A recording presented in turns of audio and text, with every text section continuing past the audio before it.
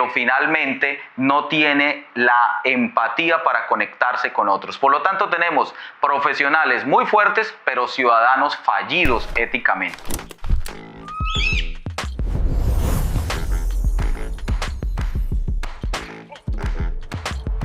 Entonces, ¿por qué la gente hace lo que hace? ¿Por qué tan insistentes los papás y las mamás de estas últimas generaciones que aparentemente movidos por el amor más profundo hacia sus hijos, en realidad terminan entregándole a ellos una tecnología de asalto social en lugar de un proyecto de ciudadanía? Vea, les cuento. Lo que el influyente prosista griego Plutarco, en sus ensayos Moralia sobre los dichos de los espartanos, relataba sobre las madres espartanas. Decía que ellas entregaban el escudo a los soldados que eran sus hijos, diciéndoles: vuelva con él o sobre él. No era falta de cariño de esas mamás, era la certeza de que afuera, en la guerra, como en la vida, solo sobreviven los que, estando armados, saben defenderse con el escudo. Hoy en día, el escudo en nuestras salas es un diploma académico y el mandato es: mijito, estudie para que sea alguien en la vida. Pero póngale cuidado. Si rascamos ese consejo a profundidad, lo que encontramos no es en realidad amor, ni amor al conocimiento, sino miedo. Parece más un mandato que opera como un manual de egoísmo disfrazado de éxito. Es el mandato para ir a la guerra social, una guerra que no hemos nunca declarado,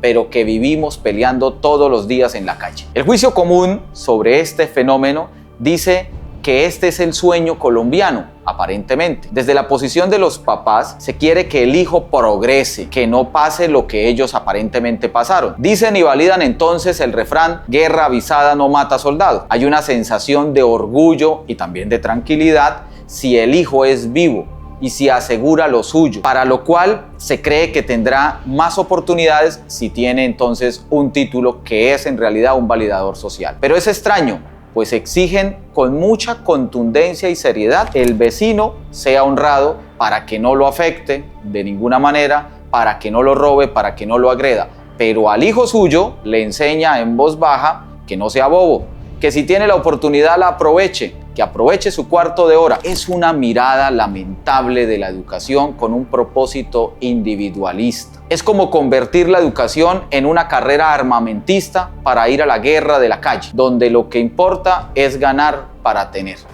Póngale cuidado y verá cómo toches es que vamos a vivir en paz y en convivencia si el mandato familiar con respecto a la educación es de naturaleza individualista. Con respecto a este fenómeno, al de la tragedia de ser alguien, al mandato del papá y la mamá de estudie para que sea alguien en la vida, tal cual como lo hemos relatado, yo quisiera proponer un esquema para poderlo explicar. Y tiene que ver con la explicación a un fenómeno o a una hipótesis en este caso, y es el de la negación del contrato social.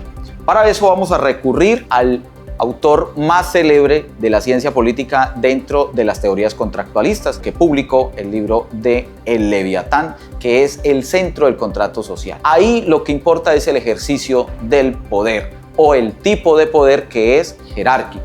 Entonces, para Thomas Hobbes, recurriendo a la filosofía clásica, esencialmente Aristóteles, el hombre es en naturaleza privilegiador de su individualidad y de sus propios intereses. Por lo tanto, si le puede hacer daño al otro, lo va a hacer, tal cual como es en el estado de naturaleza. Pues esa situación implica que entonces nos tenemos que poner de acuerdo, pese a la diferencia y pese a los intereses superiores de unos contra otros y pese a la fuerza, ponernos de acuerdo para privilegiar un bien que es común, y ese bien que es común es la protección de la vida, y la damos a partir de crear un ente que no lo pueda controlar. Ese ente es un ente protector.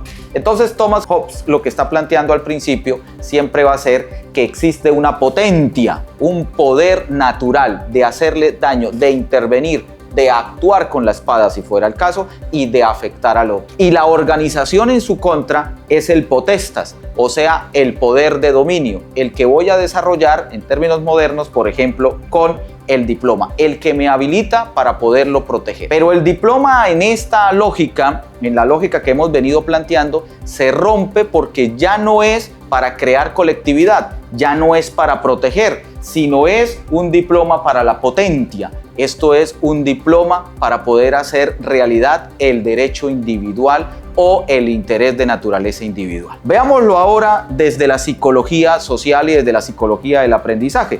El señor Bandura. Él plantea que existe una desconexión de naturaleza moral.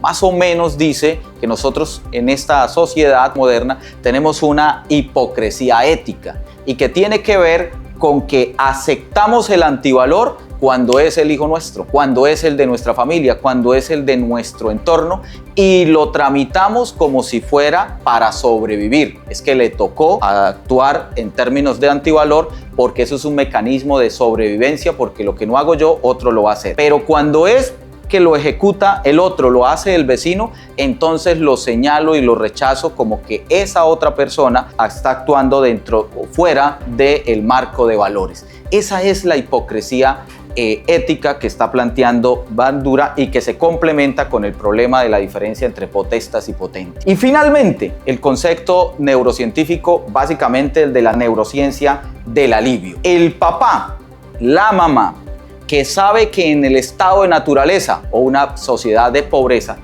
va a tener el hijo las habilidades para adaptarse allá, dadas por el diploma, dadas por la formación, dadas por ese trámite de aproveche el momento, va a liberar dopamina del alivio, se puede ir tranquilo. Mientras que eso sucede, al mismo tiempo le genera en el hijo o le genera en su herencia, en su descendencia, un problema en las neuronas espejo. El muchacho creció socialmente, profesionalmente muy fuerte, muy capaz, muy capacitado, pero finalmente no tiene la empatía para conectarse con otros. Por lo tanto, tenemos profesionales muy fuertes, pero ciudadanos fallidos éticamente. Esto es bien complejo porque la construcción de la familia o el mandato familiar es aceptar que la sociedad está en pobreza, que esa pobreza le puede afectar a su hijo, a su entorno, y entonces no es luchar contra la pobreza como un proyecto colectivo, sino es habilitarlo de los intereses de la potencia, o sea, de capacidad individual de hacerle daño a otro,